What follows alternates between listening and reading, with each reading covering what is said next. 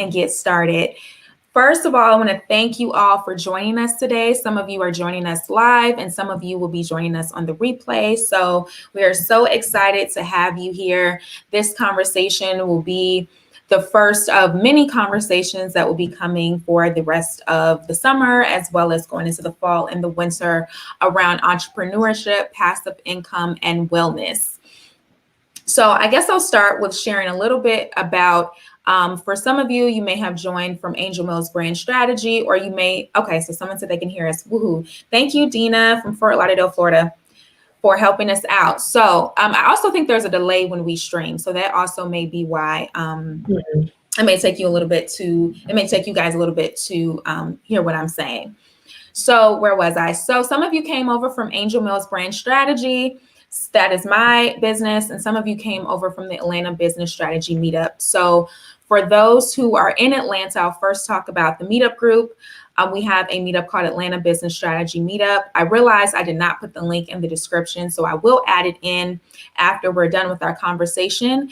And that group is basically, we host it on Meetup. We meet once a month and we talk about things regarding business, entrepreneurship, passive income, wealth building, all of those different things. And of course, we were meeting in person prior to COVID, but because of COVID, we're completely virtual now. So even folks who are not in Atlanta are welcome to join, because all of our meetups for the rest of the year will be virtual.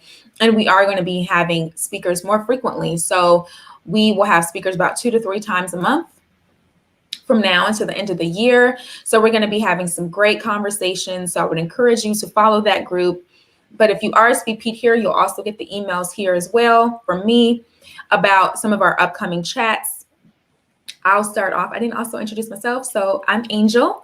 I reside in Atlanta. I am a brand strategist and business coach, and I help businesses build their brands through coaching, marketing services for hire, and through classes. So I'm all about working with purpose-driven entrepreneurs who want to make an impact and build a engaged client community. So let me bring that full circle to our conversation today. A lot of the work that I do, I realize when I'm coaching, it often lends itself to somewhat life coaching, though I'm not actually a life coach.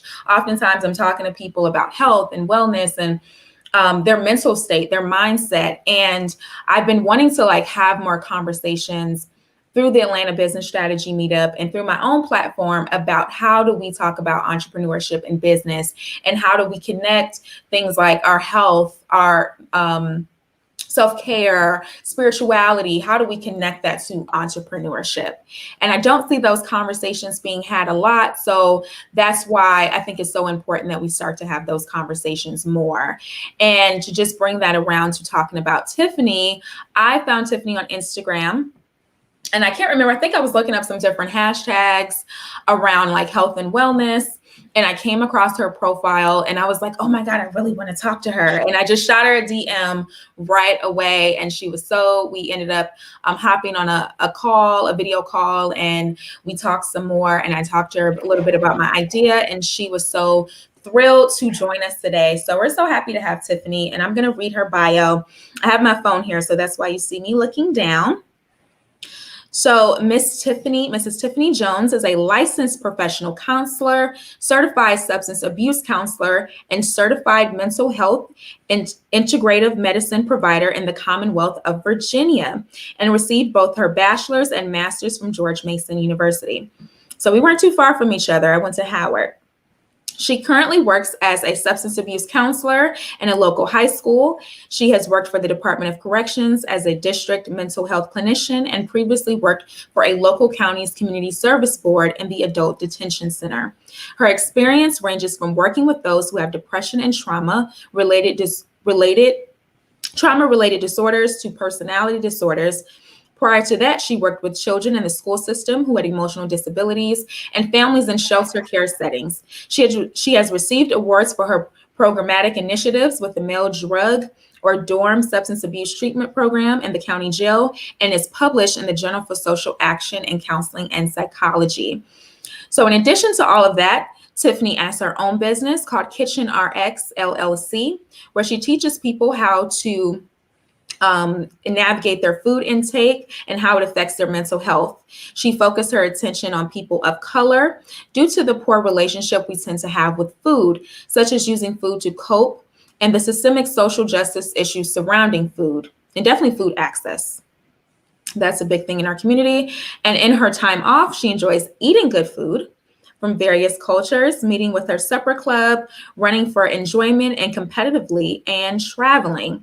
She has been in a relationship with her husband, Justin, for 8 years. For the last 8 years, she is the secretary. She is secretary of the culinary ministry at her church, but they continue to serve fried chicken to support those efforts. All in moderation, though. Right?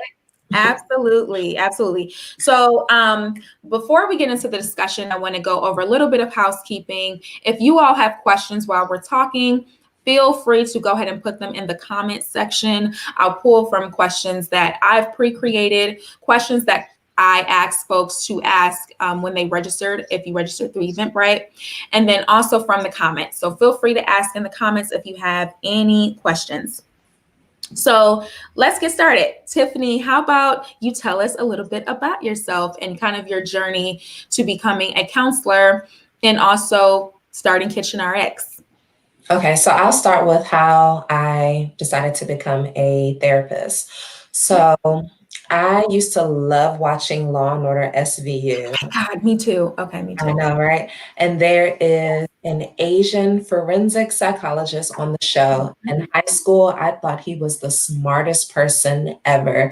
He could just read people's behavior, and he was so calm when he delivered information. I said, I want to be like that guy. So maybe for the first time in history, TV actually molded someone in a positive manner.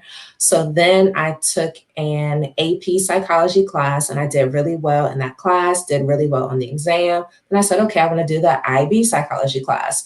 And it was something about those two classes that came fundamentally easier to me than any other class.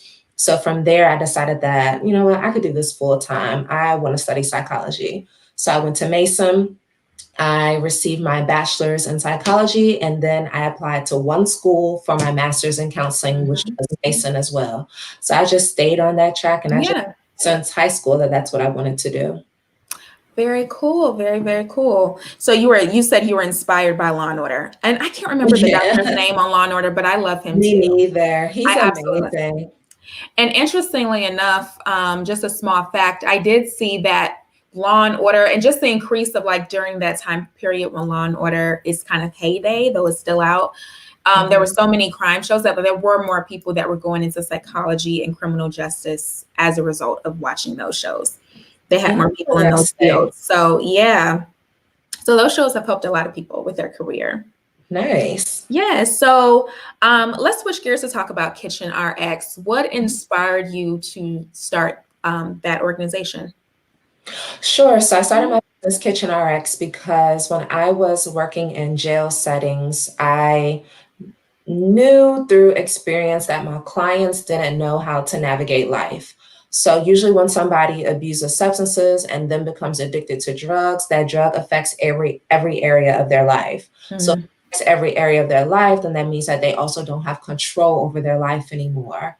So because a lot of them grew up in traumatic situations, I knew that they didn't have healthy relationships with people, places, things, and food. So I decided to study nutrition a little bit more, so I could teach them how to make their body stronger, since they had been basically killing their body with substances for so long. So I started off in the jail setting, and then I started Kitchen RX because I just want my people to live at the end of the day. And I know that Black people in particular, and brown people, of course, tend to have higher rates of chronic diseases. And I just didn't want us to die. Absolutely. Absolutely. So when you had the program, kind of initially starting that program in the jail systems, I know in jail, I would imagine there's like limited access to certain types of food within the jail. So how did you help, I guess, would they be considered inmates? How did you help the inmates kind of make healthy food decisions while being in the jail setting? So there were different things that I did. So one type of therapy looks at like mindfulness. Mindfulness can be like meditation, yoga, things like that. So one of the things that I did was I taught them how to practice mindful eating. So when they would go grab their commissary, I wanted them to be mindful, i.e., aware of what they were putting in their body. Wow. I Okay. taught them how to read a nutrition label. I taught them how to pay attention to the sodium content. Although you love oodles and noodles, should you be eating it every day because it's the cheapest thing on the commissary menu?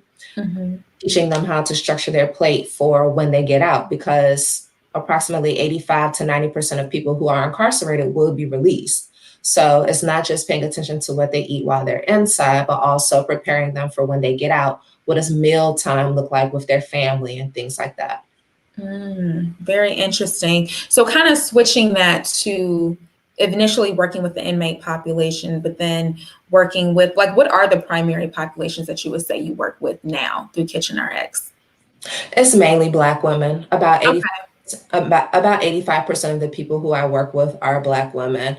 And I think that's just because women in particular pay a little bit more attention to their health than men in general. But also, I'm a Black woman, so I'm going to attract Black women as my clientele. Yeah. And I'll also imagine, like, in the home environment, especially women who have children and things like that, they're often the ones that are making the decision around kind of what the family eats. Exactly. Yeah, that completely makes sense. That completely makes sense. So, what are some of the services and things that you offer for people who may be interested in learning more about the program and possibly getting involved with it? Thanks for asking. Mhm. I do not provide individual private therapy. I am a therapist, I am licensed, but I am not anyone's private therapist. Um, Okay. just got to put that out. Yes, make that distinction because people will Yes. ask you. Yes, they will. And Absolutely. it's just not my cup of tea doing individual private therapy. However, I do provide group sessions and also individual sessions to teach people how to eat for their mental health by two avenues. So, one, I teach people how to feed life. So, I have one class called Are You Feeding Life or Disease? And that teaches people how to eat for their mental health instead of eating to promote disease within their body. Another class that I have is called Peace, as in peace and calm, or Peace as in pieces of mind. And that is my journaling class that teaches people how to journal for their mental health. And I teach them some of the therapeutic techniques that are taught in therapy sessions. And then other things that I provide as far as products are cookbooks, and I have a grocery guide that teaches people how to actually shop for the best quality ingredients. Very nice. So, with the classes, teaching people to eat for their mental health, what does that look like? Is it kind of like, if you have this particular emotional state right now, these are maybe some things you can eat to help elevate your emotional state or elevate some of the hormones you may need to help boost your mood? Or what does that look like? So first I'll go into the settings aspect. So I do it via webinars and I do it in person. Of course, I haven't been able to do it in person as of late. I do it via webinars. And what that looks like, it is a general outline of some of the foods that you should be eating and why. It is not tackling individual diagnoses, but I do talk about the three main ones that I see when I'm diagnosing people in general. The three biggest diagnoses that people receive as far as their mental health relates to anxiety, depression, and trauma. And then usually trauma, even if they don't meet a diagnosis for that, it just comes out as depression and anxiety. So Mhm. a lot of the disorders that I talk about relate to those three things. So then we talk about how to eat in general to combat some of those issues and some of the chronic diseases that tend to overwhelm people in American society. Okay, absolutely. That definitely makes sense. So we will talk at the end for anyone who has questions specifically about Kitchen RX or Tiffany's work. We will talk at the end about how you can get in touch with her. Her website is in the description. So if you have specific questions around that, then there will be an opportunity that we will have to address that, and you'll have an opportunity to get her contact to reach out to her. So, kind of moving into the entrepreneurship question. So, we are here to talk about like wellness and entrepreneurship. And if you actually Google entrepreneurship and mental health, like, you will find a ton of articles about how entrepreneurs disproportionately face mental health issues, disproportionately have I'm not going to say they have higher rates of suicide. Like I don't know if there's statistics that indicate that, but there are statistics that indicate they have higher mental health issues. But you do see situations where there are prominent business owners, things like that, who are in major companies who have committed suicide, very successful people who've committed suicide. So there is a correlation between kind of like entrepreneurship, the high stress that can come along with it, and wellness. And so why do you think it's especially important for entrepreneurs to maintain their mental health? I would say that it is for the same reason that anybody should maintain their mental health. And that is because at the very end of the day, you are all that you have. Mm-hmm. So if entrepreneurs in particular don't have a balance and they put all of their eggs into the basket of this is my business, this is my baby, then of course they're going to feel depleted, they're going to feel drained, they're going to feel disappointed when things don't work out the way that they expect them to work out. Mm-hmm. Absolutely. And I think I had a conversation with a previous guest, and she is a spiritual healer. And so, one of the things, she has a podcast where she talks about triggers and the different things that come up in our life that trigger us that we're not really aware of consciously, but we see the reaction and being able to kind of dig deep to figure out what that trigger is. I would be curious to know from you, from like a therapeutic perspective or a counseling perspective. I do think entrepreneurship as an entrepreneur, I think there have been situations where I see like different situations. I'm becoming more aware of my triggers, because there's a lot of things that you can get triggered that can get triggered when you are an entrepreneur, as far as dealing with uncertainty, dealing with larger amounts of responsibility, and things that if you're in a 9-to-5 environment, for example, you may not have to confront those things as regularly as you would as an entrepreneur. So what are some of your thoughts about like figuring out what those triggers are, or if triggers are starting to come up, some ways that entrepreneurs can cope or kind of work through those things? I would say first things first is that you don't know that something is a trigger if you're constantly moving throughout life mindlessly, right? So if I'm constantly doing multiple things at one time, then I'm not living in the moment. I'm not grounded in the moment. If I'm not grounded in the moment, then I'm not paying attention. If I'm not paying attention, then I don't know what my triggers are.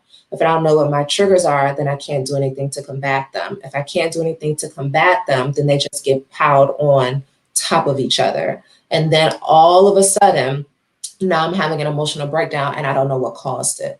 Well, it was all of these other little things that's adding up. So I always say that as a society, Americans, we move way too fast and we want everything now, now, now, now, now. But we have to get in a space of changing what the norms are to fit what we actually need. And entrepreneurship, I think that is so glorified now, especially during COVID. We see these memes of, if you ain't started your business during COVID and you ain't done all these things, if you ain't if you didn't read 1,000,000 books and do right. Yeah. Right. We see all of these things and these pressures that are put on people, but some people just trying to survive. So we just got to do what works for us. And if it don't work, chuck it. It's okay. Try something different. But a lot of times people stop trying something different because they tried that one thing that didn't work the one time that they did it, and they don't give it another chance. Absolutely. And I kind of want to go back to what you said about the slowing down and being self-aware or being mindful. I think it's so easy, whether you're an entrepreneur or not, to just go along with your day and go along with your routine. I got to do this, I got to do that, I got to do that. And you're not actually in a state of being aware of how you're feeling. And so you could be feeling stress. Like I think during COVID, a lot of people felt stress. Right. And it was actually the time you had to sit and deal with your stress. You couldn't it wasn't as many things to even do during quarantine to try to subvert your attention away from the stress. And I think a lot of people, to your point, don't recognize that perhaps I'm dealing with stress and it is compounding to a certain point. So I break down and I'm in a state of like crisis that I even recognize that. So what are your thoughts about some ways that people can become more mindful of their emotional state, of kind of where they are, and recognize when they need to maybe I don't know if the word self-soothe is what's coming up in my mind, but like self-soothe. Okay, I'm noticing my stress level is rising. So like I need to maybe take a nap or incorporate or like slow down or take a couple things out, or maybe I just need to have like a self-care day for myself, or like what are some ways that people can begin to develop that relationship or reconnect with themselves so they're able to recognize when they're out of balance sooner before things become so dire. Right. So the easiest yet hardest thing to do is, again, doing one thing at a time. So when I'm eating, I'm going to simply eat. So I'm not going to have my phone in my hand. I'm not going to have the TV on. If I'm eating with someone, I'm going to eat with that person. I'm not going to scroll social media. I'm going to be mindful and thankful of the time that I have to share with that person over a good meal when there are so many people who don't have a good meal in front of them. Right. When I am in the shower, I might have music on. This is one of my favorites. They say women love taking a really scalding hot shower. So I'm going to take a really hot shower. And a lot of times when I first get in, I'll because I have like this shower head that is like really huge. So I'll just stand right over it and I'll let the water just wash over my face and just breathe in, because it's something about that air that just is like super clean, plus the moisture and the heat and all that. It's like it just washes away everything. Yeah. So it's doing one thing at a time. And then of course I'm going to say journaling. Journaling, at least for 30 minutes, has been shown to have similar effects as when someone meditates.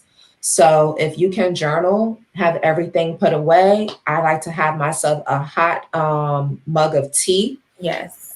That's just my downtime, my away time. My husband will look at me, he'll say, "You journaling?" And I'm like, "Yeah." He'll like, "Okay." And then he just goes away. Yeah. So yeah, I'm a journaler too. So I definitely second the journaler. And I think the last conversation we had, she recommended journaling as well. Yes, too. indeed. For me, journaling has been great because sometimes when I'm journaling, I'll realize some thoughts will start to come out. Girl, yes. That's, I think, when we talk about like reconnecting back with yourself to recognize your triggers, when you're journaling and you'll notice you start getting mad about something and you start writing it down and you're like, I didn't even realize that I was mad about that, or like I was carrying some sort of like resentment about that, and then it'll start to come out. But I think what's great is at least it's coming out, it's not staying in. And it's on paper and not something that's being told to someone else. Absolutely. That shouldn't be. Yeah. Yes. I would be curious for folks who are joining us, listening in, like in the comments, let us know if you journal or not. Just say yes or no. Yeah.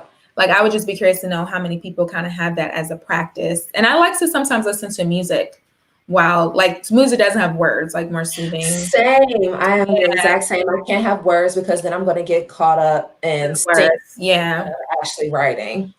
But like Spotify has great playlists for all of these things. I think that's really cool. Like being able to kind of slow it down. I think the good thing that COVID has done is it has helped us to be able to maybe do one thing at a time, because there aren't so many things coming in from external sources that you are ideally, I mean, everyone's situation is different, but ideally you would be able to maybe take it a step at a time, or to have some time to think about certain things before you move forward into other things. I don't know. It seems like I think it can be both. I think that you're right for people who might be already mindful and might already have some type of mindfulness or spirituality practice. But I feel like for the majority, I don't know about majority, but for some people, they just took that as time to just fill it up with stuff, and they aren't really doing anything to better themselves. That's also true too. Yeah, like if you already didn't have a self-care practice, it's not going to just come because now you're in the middle of a pandemic. All of your bad behaviors are just going to become amplified. So that's why we see, like, because I work with kids and I'm mainly doing substance abuse treatment, that's why we see like drug usage is going up. That's why that's true. Drinking is going up. That are going up. Yeah, absolutely. That's all very true as well. Because they did say, I actually looked at a lot of like consumer purchase reports that companies were sending out. I get those like emailed to me. And Drinking. yeah, I think the biggest expenses, first of all, it was funny because people were like, forget my rent, forget my mortgage for a little bit, because you kind of had some leeway with that. But the biggest expenses were like food and alcohol. Mm-hmm. Where And alcohol, they're delivering alcohol. So yeah, why not? Yeah, and it was like they and considered that sanity purchases. So they kind of, in this particular research report, they looked at it from survival purchases and sanity purchases, and that's what people were spending money on. So survival is like the food, sanity is Netflix and wine or liquor. I mean, So even look at services went up too. I mean, even look at the fact that alcohol was considered well, in Virginia, we have ABC stores. So we have stores that only sell alcohol. You can't purchase Yeah. alcohol itself other than wine and beer from anywhere else. You have to buy your liquor from the liquor store. Mm-hmm. So the ABC stores were considered essential. They never closed in the pandemic. Right. How ridiculous is that? Something that reduces and inhibits our immune system during a time where we're supposed to be strengthening our immune system is considered essential. Absolutely. Because they already know if you guys don't get your drugs and your alcohol, then y'all really gonna be terrible to deal with. But I'm Right. gonna read these comments. So to the journaling, Bridget says she does journal. Leah says she journals. Resource Channel says they journal, but they want to do it more often. And then Dina and Jay say they both journal. So that's awesome to hear that people are journaling, or a good portion of us on the in the conversation are journaling. Mhm. So something that came up while you were speaking that I thought about, like when you're in a position in entrepreneurship, of course, you have to make a lot of decisions about products, about launching, about how you're going to provide a service. Like there's so many decisions that have to be made, your logo, your website, everything. And I was curious to know, like, what are your thoughts about intuition, or how do you, using this reconnection and this mindfulness with yourself to inform how you make these decisions? Because a lot of times we're making the decisions based off our mental space, but that may not tell us all the information that we need. It may be these other aspects of ourself that would really give us the answers that we need, like our intuition, our gut feelings, things like that. So what I would be curious to know, like, what are your thoughts about that? So there is something in therapy called fact testing or reality testing. So it's when you have an emotion. Let's say I get into an argument with my husband and I'm perceiving something as a fact, but I don't know if it's a fact unless I ask him a question. Otherwise, it's just my opinion. Mm-hmm. I am making sure that I do that with my business as well. So I might perceive something as being a necessity for people. Y'all need to eat better. Y'all need to try to eat more vegetarian recipes. But if the people don't want vegetarian recipes, then I don't need to be making vegetarian recipes for the people. So there might be some intuition as far as, okay, well, we know that research has shown that vegetarian, plant-based, Mediterranean type diets are healthier for people, and those who eat them tend to live longer. Yes. Now what I'm going to do is, because that's my intuition, because of what I know, now it's time for me to go back to my audience and actually test the market. Is this something that you all are interested in? So you can't get caught up too much in your emotions and what you want your baby business to look like, because it's not going to be a business if nobody wants what you're selling. That's absolutely true. So I think that is something that I'm incorporating more into my business as well, as far as like surveying people to see what it is that you want. Even like small ways to survey people, like having one question with 3 answers. So people, can choose which one would you be interested in more. Those kind of things. I think data is so important in the conversation. But I do think, with that all being said, is in addition to that, I think there's situations where you have to go with your gut. Not necessarily, sometimes there's information. But I know sometimes I've been in situations that's like, do I work with this person or not? Those kind of things where it's like, I may not have as much data, or there is some data available, but it's like, okay, it's a personality fit. It's a fit. Right. Can we work together? Can we do we have that type of synergy? And I've had to go with my gut to be like, you know what, I don't think this is going to work with this person, or you know what, this is definitely going to work with this person. Mm-hmm. Yeah, you definitely have to have some type of spirit of discernment to determine whether or not you want to put yourself in that environment. And unfortunately, when you're like a startup business and doing things all on your own, it can be very easy to fall into the realm of, well, I just need to work with everybody so I could get my name out there, right? Yeah. If that everybody person is sloppy in the way that they handle their own business, then what do you think they're going to do when they handle yours? I just had to turn down someone recently who wanted me to just have my name listed with something that she was doing. So I went to go look at her page and it was a mess. And I was like, no, sorry, can't do it. That completely makes sense. Yeah, because sometimes you Mm-hmm. have to say the no. It's like, no, you don't seem serious about what you're doing, and I don't want to Mm-hmm. associate myself with that. And being okay with saying no to your point, Right. like Yep. setting that boundary up. And I don't have to give a reason for my no. It's just no and thank you. What do you think the relationship is between having boundaries in relationship with yourself, in relationship with other people that may be in your life, perhaps people you have intimate relationship with, as well as people you are in business relationship with, and how it affects mental health and just your overall like mental state and clarity around how you operate in life? Mm-hmm. I would say boundaries are for you and for the other person that you set the boundary with. So the boundary that I set for myself is to protect my peace and what I know I can manage or handle. The boundary that I set for the other person is to teach them how to be in relationship with me, so that when we have something similar that comes up in the future, they already know how to move. There's no guessing game. Mm-hmm. So I think that I don't necessarily know if setting boundaries is problematic for a lot of people, but I think that holding on to that boundary might be problematic for some people, because I can easily set a boundary by saying no, yes, or whatever, but actually holding on to it when that person kind of presses you out for more or less or whatever it is going to be the difficult task. Yes. And I think at the deep down, we all want people to like us.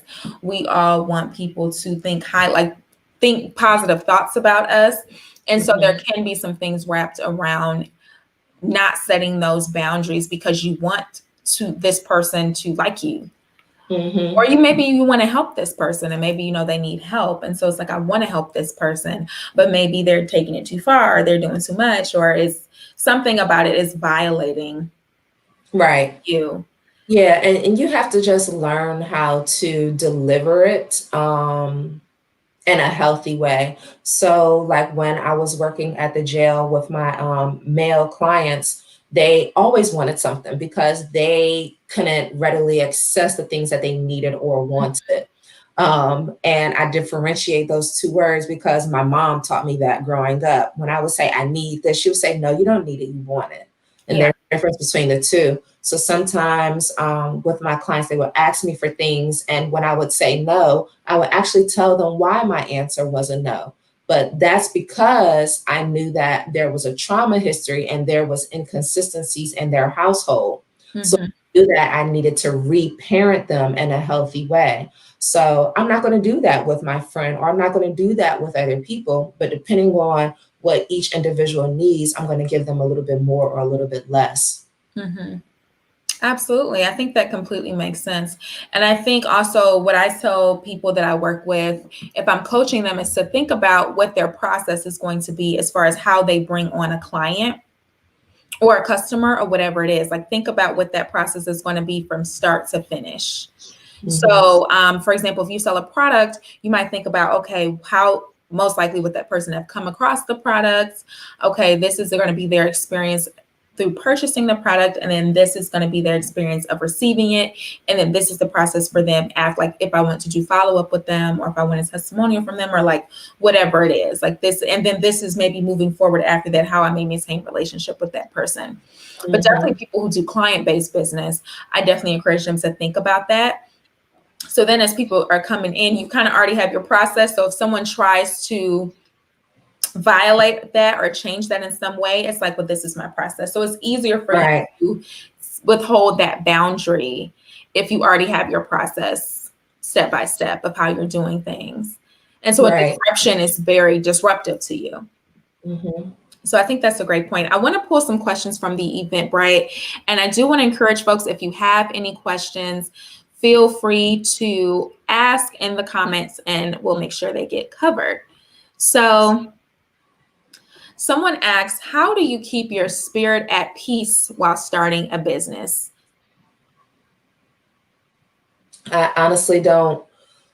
Okay, I was going to say that I don't think that it's different for entrepreneurs, but I actually take a step back. You have to mitigate your expectations. So you're going to have to first know who your clientele is. And if people aren't buying it, then one of the reasons might be because your product or whatever is not for them. So what that means is all of your friends and family are not potential customers. So if they don't buy from you, it's not because they don't love you and or support you. It might be because your product is not for them. Mm-hmm. It's having a mindset of not taking everything personally and also not expecting everything so fast and managing your expectations appropriately. Like when I look at all of my YouTube subscriptions and the people who have like millions of followers and they have the K behind the numbers of subscribers, they've been doing it for 10 years. When I look at like Most of the time, absolutely. when I look at the influencers who I really look up to, they've been doing it for 10 years, but that's 10 years of consistent work. Yeah. So I know that in order for me to be as big as I want to be, I'm going to have to make sure that I'm working daily. Mm-hmm.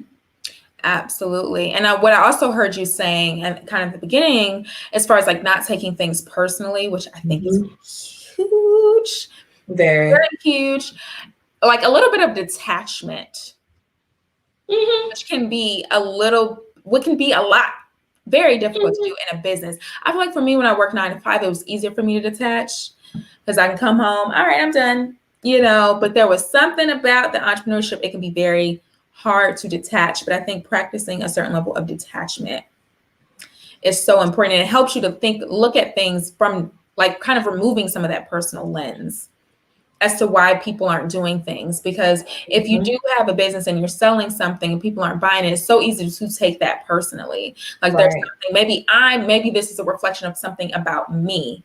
And that's why people aren't buying it because I'm not good enough or I'm not capable or whatever. But it could just be the way you're talking about it, the way you're marketing it, or maybe it should just be a different product. Like, it could be things that have really nothing to do with you, but you can easily take that on as something personal. And it's not necessarily something that is productive to help you to like move past that. Yeah, and that's going to be difficult for most people because we identify with every title. So in the DMV area, which is where I live, anytime you walk around and you introduce yourself to someone, the next, after they ask you what's your name, the next question is always, what do you do? So annoying. And I've come to realize that people ask, what do you do? Because they're trying to figure out where to put you on the social totem pole. So how much respect do I have to give you? So when I say that we identify with everything, what I'm saying is that our ego is fed by the labels that we add onto it, that we attach to it. So I'm a therapist. So that means that I've done 7 years of college. Oh, you didn't go to graduate school? Oh, okay. So it's all of these things that kind of make us feel good or bad about ourselves. I'm an entrepreneur. I own my own business. I work for myself. It's all of these kind of like snooty ideas instead of just being. Yeah. That's why I had to leave DC because that's a very that's a very DMV thing. And that was definitely something I observed. And when I moved out of that environment, I was like, people don't even talk about that. Or like we get around to it. Like it comes up in the conversation after you talked about what do you like to do, your movies, your, things about who you are and what you enjoy. And it's funny that you mentioned that. I actually had a conversation with a girlfriend and she was saying, I've got these degrees. She felt frustrated and unhappy because she felt like I've got these degrees. I have a good life. I make good money. I have all the things that check the box, but I still don't feel like I get the respect that I want from other people, that I feel like I deserve because of these different degrees. And what I explained to her was that, everyone deserves respect, and you deserve respect not because you have these degrees, right? You deserve respect just for who you are and the fact that you step into this place.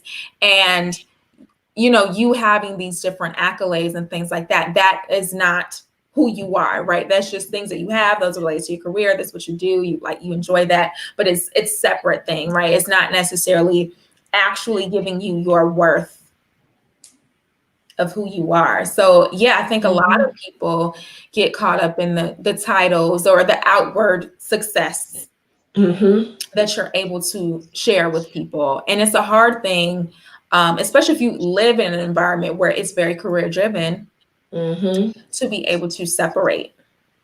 Yeah. To separate yourself. And I do think there's a difference between like authentic power and like this kind of fake power you get from Oh yeah. job and Yeah, your from title, titles. and because you like you really don't have any power from that. So kind of to that, I don't know if we summarized that person's question because I feel like we got off a little bit. I know, right? I But forgot that we were answering the I question. think it was somewhat kind of the summary of it, I think, was that there's who you are and then there's your business, and they're separate things. Yep.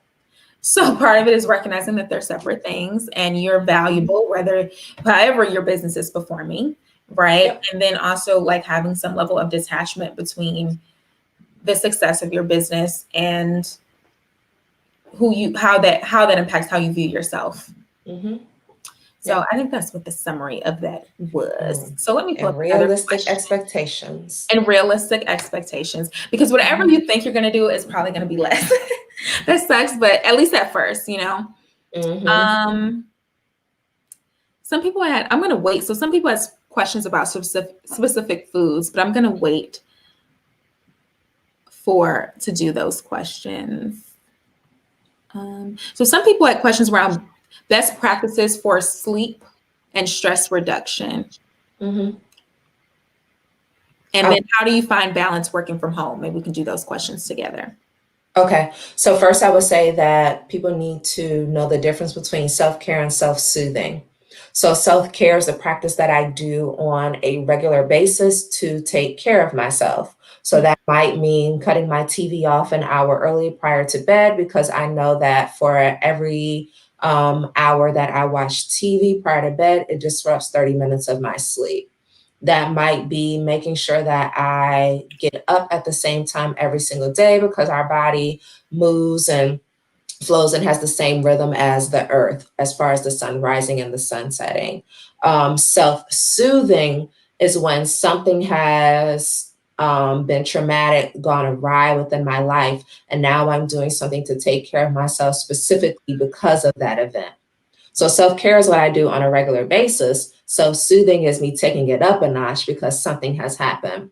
So like for myself, when I'm stressed, I find that I hold my heart, and it's probably because my heart is aching because whatever has happened. And then I also will rock a little bit, which is kind of like an infantile type of self-soothing. So I only do that when I'm stressed. If I'm always walking around like this, I'm gonna look a little crazy. Yeah. But my care looks like journaling. It looks like putting my phone away, leaving my phone in my bedroom and actually watching TV with my husband so I'm not doing multiple things at one time. It looks like exercising. It looks like going for walks and things like that. Very cool. And I appreciate that difference between self-care and self-soothing, because I didn't know, I've used both those words before, but I hadn't necessarily registered like they are two separate things, right? Self-care is more of a daily ritual that you do to maintain, and self-soothing is like, okay, something has happened, I need to heal, like things that you're doing for the purposes of healing. Interesting. So when people, would you say for self-care, for self-soothing, it is self-care practices just ramped up for? Yes, indeed. Okay. Yeah. So she wanted to know about sleep, right? Yep. Specific term. So And I gave stress. him that. And stress. Yeah. So stress is just, there's nothing wrong with stress. Let me just go ahead and put that out there. I think that we live in like a fairy tale world of where everything is supposed to be perfect. Yeah. Social media has heightened that kind of notion. There's nothing wrong with stress. The only problem with stress is the way that people handle stress. Mm-hmm. So if I am living in the moment and I'm practicing mindfulness, then I recognize that right now, Angel and I are having a conversation. Nothing outside of that matters right now because this is the only thing that's going on. We're having a very engaging conversation that's very thought provoking, that's going to better both of our businesses. This is nothing but positivity, right? But if my mind is elsewhere than where my body is, then that's when stress comes in. Mm-hmm. I'll give an example. So Mm-hmm. I like, I, Lack of presence is where the stress is mhm, coming in. So I like to run. And during my last half marathon, I think it was, no, yeah, during my last half marathon training, I remember I was running, I had a goal of running like 11 miles that day. So I hadn't reached the halfway mark and my knees started hurting because I have a family history of knee pain. So my knees started hurting and my mind got focused on the pain. And it was, oh my God, my knees hurt. I'm not going to be able to make it through this. This sucks. The pain is going to move from my knees up to my hip. I don't know what, like all Mm-hmm. that started happening. But when I changed my thoughts to focus on something else, the knee pain went away. Yeah. Now, I'm not going to say that it was because of some magical prayer that I said, because I did pray, but it was simply because my thoughts shifted and I was no longer focused on the negative. I was focused on what was at the end of that run, what was going to be the outcome of it all. Absolutely. And I think what kind of comes to mind is that presence of being present Mm-hmm. within that moment, because the stress comes in about the future Mm-hmm. Yep. most of the time. Yep. So, I mean, it There's, really doesn't. I mean, sometimes you can get stressed about the past, but the past is the past, right? It's the stress yep. about, it's either some type of stress about past or future, and it's not right now, because whatever you're stressed to be is about right in this moment is probably not an issue Right. right It's now, usually like when, in this particular second, you know? Usually when people think too far into the future is when they get anxious, and when they think too far into the past is when they get depressed. Yeah. Ooh. Say that one more time. That's a really good one. Usually, when people think too far into the future is when they become anxious, because anxiety is nothing but Uncertain. worry that is now problematic. Depression Mhm. is sadness that you don't really know why the sadness is there. So, when you think too far into the past is when you get depressed. When you think too far into the future is where you become anxious. So, the only other option is to be in the present.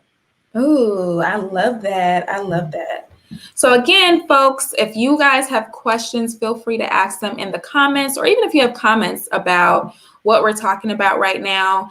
If you are struggling with stress, would be definitely curious about how you guys deal with that in, your everyday life, for sure. And let's go back to some of the questions. So, I guess we can get into some of the food questions. So some people want to know, like, kind of what are some healthy. Well, before I get into that, I see another question. I actually don't know if I understand that question. Just so this person, Charles, asked, if you had to choose one, is it better to be stoic and suppress, or be dynamic and relentless? Neither. The goal is to be balanced in all things. Ooh. So I'm not going to choose stoicism when I need to be emotional.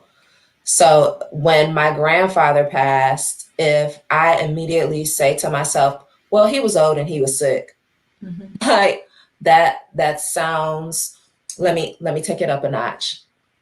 People who are extremely stoic, logical, and lack emotions, they tend to fall within a particular diagnosis of sociopathy. So people who lack emotions to the extreme are sociopaths. The diagnosis would be antisocial personality disorder because they don't care about people. Mm-hmm. Then, on the opposite end of that, are the people who are ruled by their emotions. They allow their emotion to control every aspect of their life. I don't want that either, because then I might be depressed, then I might be anxious, then I might be borderline, then I might be bipolar. Mm-hmm. What I want is a logical mindset. And then I also want my emotions to be considered when I think about the facts and the reasoning. So I want both. I'm not going to choose between the two when every situation is going to need something different. Right. Yeah, I think that's a great answer. And I also, what was coming up as you were speaking is I was thinking about vulnerability and entrepreneurship. Mm-hmm. And I was curious to know your thoughts about that, because I know some people on this in this conversation and folks who may watch the replay are in situations where they feel like I am a leader, so I have to present like I have everything together, like I'm reliable, I'm confident, maybe somewhat stoic, or just super capable all the time, and they don't feel comfortable being vulnerable, especially if they're in a position of leadership, whether they're an entrepreneurship, or they are a manager, or they lead in some way within their work environment. How do people kind of balance this kind of very real idea that they kind of have to have it all together in the corporate environment to still hold their reputation, but then also kind of deal with and be true to themselves and however they may be feeling or what they may be going through Yeah. at any particular given time? I think it's a false assumption that people value perfection. I think that most people value progress. When you think about like some of the people who we admire, we tend to admire them because of where they came from and how they made it out of whatever situation they were in. Their journey. Exactly. So I would say first, understand that point. Second, I would encourage that person to read. Was this a question from somebody? No, that was a question. I just that came up to my mind. Okay. Mm-hmm. So, second, I would say that people should read any of the books by Brene Brown. She talks about courage and vulnerability. Yeah. So, let me just go ahead and summarize one of the main points. Vulnerability does not equal weakness, and Black people really need to begin to understand this. Vulnerability equals courage. The root word of courage is core, C-O-U-R, Okay. which means heart in Greek. So when you think about the person who rides in on their horse and they save the battle because everyone was losing at first, we would think that they were crazy because everybody was losing, and here they come riding in on a losing battle. You like, hold up, what you doing? You need to go retreat. Mm-hmm. Mm-hmm. You got to go hide. But no, we said that they had courage, which Right. means they had heart. But that also means that they made themselves vulnerable because they could have died in that situation. They could have been captured, whatever. Mm-hmm. So vulnerability is courage. Vulnerability is having heart. Vulnerability is putting yourself in a situation where you don't know the outcome, but you recognize that something good can come from it. Yes. Yes. Absolutely. Absolutely. And I think it's also being okay with other people having their expectations of you and you not meeting them, but you still being proud that you were vulnerable, even if that person Yeah. didn't respond in the way that you would have liked them to respond to your vulnerability. You can feel proud that, hey, that was difficult for me to do, but I did it. Right. Yeah. So we can switch gears to food conversations. Okay. And so some people, there were several questions about it. So someone asked in the comments, how can someone break cravings for sugar and chips? This is also an issue I have too. So I feel you. I tend to have those types of cravings when I feel stressed. So, mindful eating. So, the fact that you know that you're craving that when you're stressed means that you have the answer as well as the problem. Mm-hmm. However, most people aren't disciplined enough to actually implement that answer. So, I'm just going to give it's not personal as in for me, but a personal pet peeve. So, Beyonce is worshipped in our society, right? She looks Ooh, good. are you going to speak negative on Beyonce? No, I'm joking. The exact opposite. Okay. So, girl, I'm not trying to get canceled. Right. I'll be here So, for it. I feel like no one's right. self-approach, but go ahead. So she looks amazing. She Mhm. sings well. She dances well. The girl is just A1, Perfect. right? So, by the same token, I've heard some people who might be labeled as haters, whatever. They'll say, "Well, anybody could look like Beyonce if they had a personal trainer, if they had a chef, and blah blah blah." And my answer to that is no, they cannot, because most people lack discipline. So most people, if they had money, yeah, they could hire the chef, yeah, they could hire the personal trainer, but are they actually going to do the work and be committed to it? Mhm. So, as far as knowing what your problem is and knowing the answer at the same time, you have to be committed to actually implement what you believe the answer is. So, if you're eating because you're stressed, we're not going to try to manage the craving by itself. We need to figure out why you're stressed, because Right.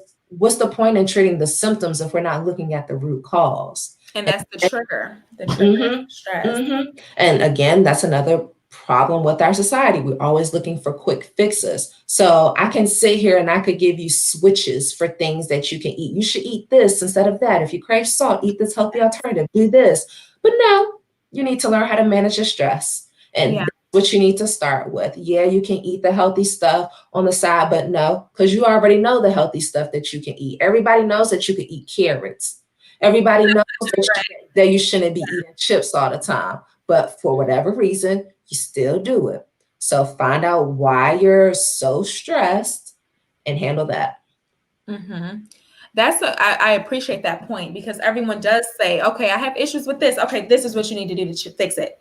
Mm-hmm. Like another action that Mm-hmm. you need to do, as opposed to like figuring out and delving deep. Why are you even here in the first place? Why are you eating the chips? Right. What is the things that are stressing you? And how do you address that from the root cause? And then you definitely see that in relationships of food. And I think that's why a lot of people can't, it's very hard to make different lifestyle choices because you're not able to address those root causes of what's Mm-hmm. taking you to eat certain types of things, or Mm-hmm. even environmental causes as far as Yeah. like availability and things like that, which you kind of mentioned in your bio. So Yeah. And that's the annoying thing about working with a therapist, because a therapist doesn't give you the answer. They guide you to your own answer. It's like, dang, what am I paying you for? You ain't giving me these answers. The answer is already within you. You're just refusing to do it. So let's talk about why you're refusing. yes, that is Mhm. very true. So some people have questions around like what's a good breakfast, or what do you recommend for starting your day off? Mhm. So, I would say something that tastes good to you first and foremost. I personally don't believe in eating anything that's healthy that I also do not like. So Mhm. I am not going to put spirulina, that little green powder and stuff, into my smoothie because I don't like the way it tastes. I put that in mine, but I don't mind. But you have to put sweet stuff with it because it's not gonna be. You have to put like a mango or something in there to Mhm, mhm. taste. But I'm not going to eat anything that's considered to be healthy just because it's healthy. So first, start with what you like. Um, you can have some oatmeal. You can have grits. You can have whatever you want as long as it's balanced. You're not going to want to have something that has a whole lot of sugar in it. So then you have a sugar crash later on, which is what most people do. You'll skip breakfast and then you'll just have coffee with a whole bunch of animal fat and milk in it, with all that milk cow pus in it. Then Mhm. you add all this sugar and then you crash from the caffeine and from the sugar. And then you're reaching for whatever you can have, which is usually something out of a bag or a box, which is something that's super processed, just to get your insulin to spike back up so that you can have energy to make it through your day. Mhm. Absolutely. So, a good breakfast is going to be a well balanced breakfast of protein, fat, carbs, and fiber. Okay.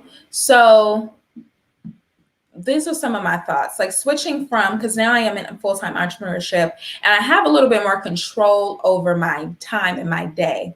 Whereas, of Mhm. course, when I was 9 to 5, or even if you're working remotely 9 to 5, then you have to be on 9 to 5. I personally, and I'll be curious to know your thoughts, I don't necessarily think that 9 to 5 is like the most naturally productive time for everybody, like how our bodies work.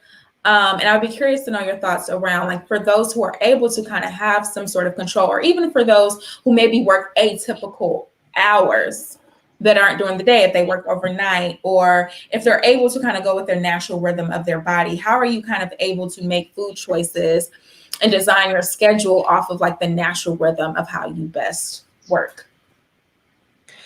Eat when your body says you're hungry, and know that Even if it's late at night.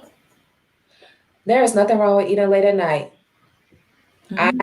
I am not one of those people who is going to say, let me tell you why though. One, there is no research out there, no empirical scientific research that suggests that you should not eat when you're hungry. If you're hungry, you need to eat. However, most people don't know what a real hunger cue is because they're eating simply because they're not full. So we're not supposed to be eating all the time throughout the day. Most Right. of us are eating because we're bored or we have a craving or we're eating to satiate some other type of feeling that's going on. So Right.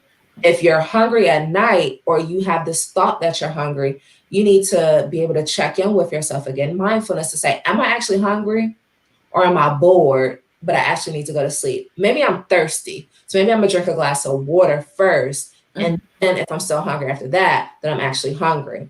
Maybe at night, I'm going to reach for vegetables and some type of plant instead of chips. Maybe I'm going to reach for yogurt because it has the protein in it. And then I'm going to load it up with some type of fruit because it has that fiber. And that's going to keep me full longer. So it's the quality more so than anything else. So before people kind of like try to pigeonhole themselves into any type of diet or restrictions, they need to figure out what the heck they're doing first as far as quality. If you don't know anything about the quality of your foods, then there's no point in kind of trying to narrow what you're eating, when you're eating, and all of these other different types of diets and fasts that are out there. Mhm.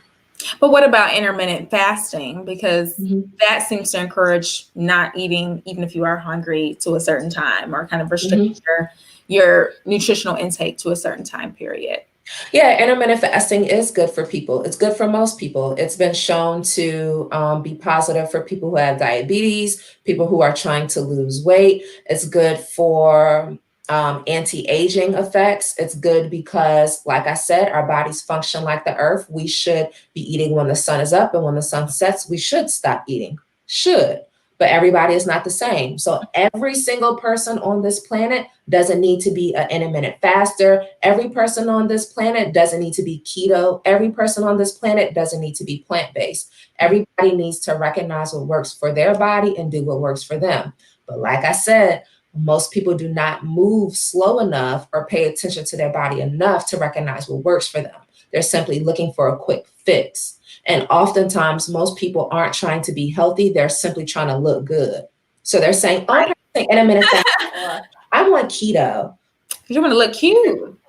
Right, because they're trying to Cute look out here. cute, not because they're trying to look healthy. So even if they've lost weight, but they feel like crap on the inside, they may continue to do it, even though it's not working for them at its highest potential. That's a very good point. So, looks like we have a question. I'm assuming this is about the breakfast, about eating granola. Are granola bars good to eat for breakfast? So, I think you said eating something good, eating something that has, what did you say, fiber? Protein, fat, fiber, and carbs. So a granola bar is sugar. Essentially, unless, well, I mean, you can make like a homemade one, right? That maybe has Mhm. healthier But things. are most people making a homemade granola bar every week? Nope, they're gonna buy them. Exactly. They're gonna buy them, just like cereal. Hmm. Cereal is basically sugar in the morning. Hmm. Okay, so let's see if we have any more questions. Also, if you have questions in the if you have any questions, please place them in the comments. And I want to make sure I got all the questions that were in the Eventbrite.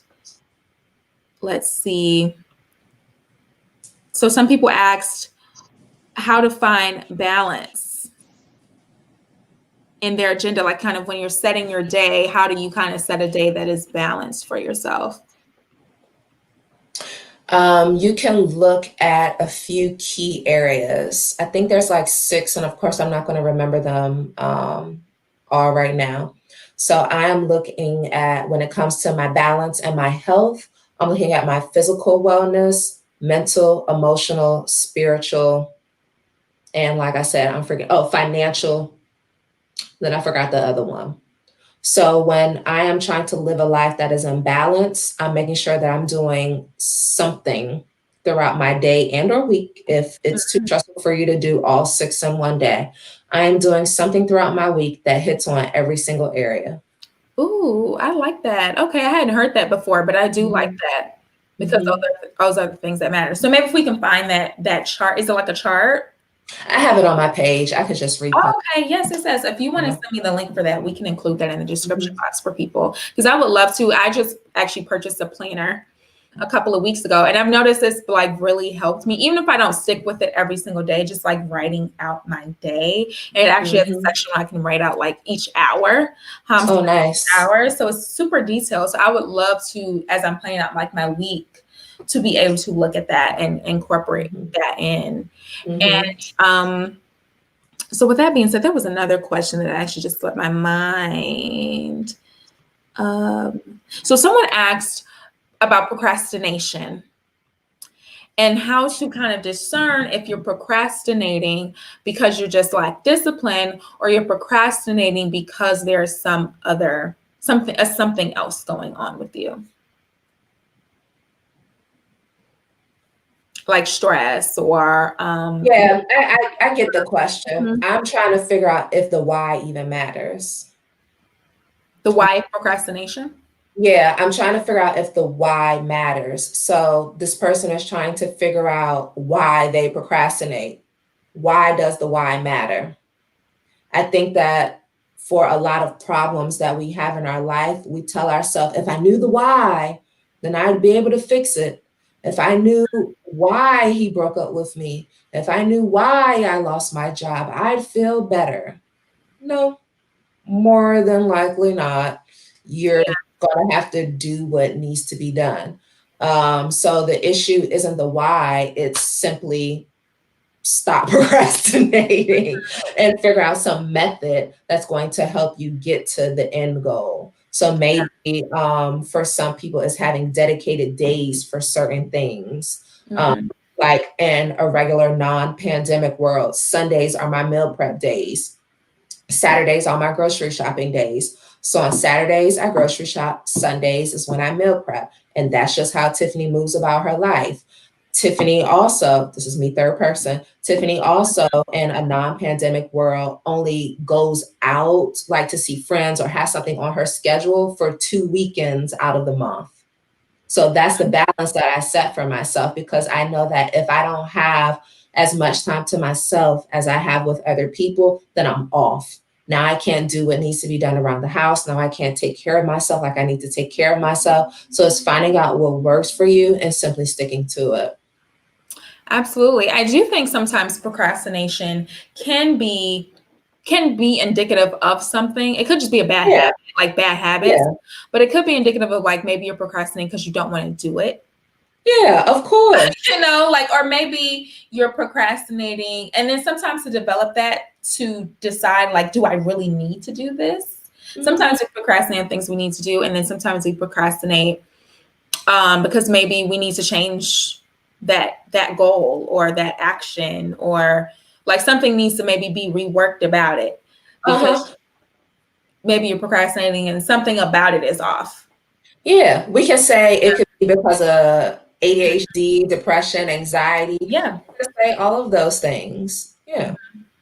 absolutely. Okay, so if we have any other questions, I'm gonna check my questions that I initially sent you and make sure we covered all of those as well.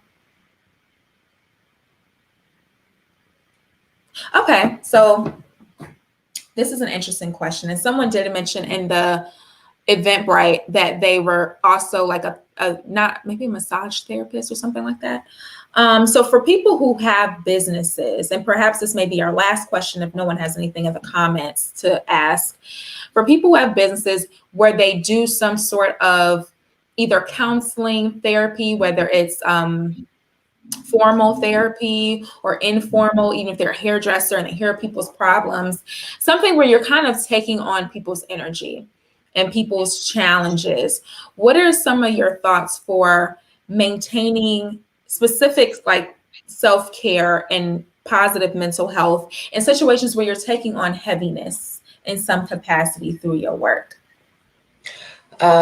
Leave work at work.